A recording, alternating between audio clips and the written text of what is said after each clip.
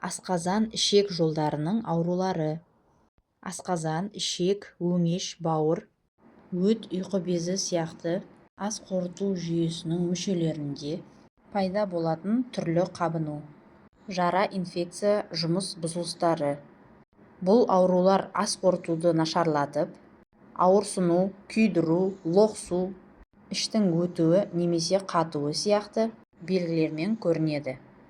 Себептері: дұрыс тамақтанбау, майлы, ащы, қуырылған тағамдарды көп жеу, артық жеу. Инфекциялар, ішек вирустары. Зиянды микробтар. Стресс және жүйкенің шаршауы. Стресс асқазан қышқылын арттырады. Зиянды әдеттер: темекі шегу, алкоголь ішу. Дәрілерді көп ішу. Ауырсынуды басатын дәрілер асқазанның қабырғасын тітіркендіреді. Аллергия немесе тағамды көтермеу. Лактоза, глютенге сезімталдық. Гигиена сақтамау. Жуылмаған тағам, лас су ішек инфекцияларын тудырады.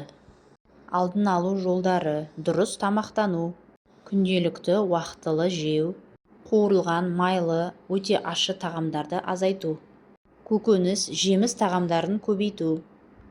Гигиена сақтау: қолды жуу, тағамды дұрыс дайындау, таза су ішу. Стрессті азайту: жаттығу, тынығу, ұйқыны реттеу. Зиянды әрекеттерден бас тарту: темекі, алкоголь асқазанды құртады.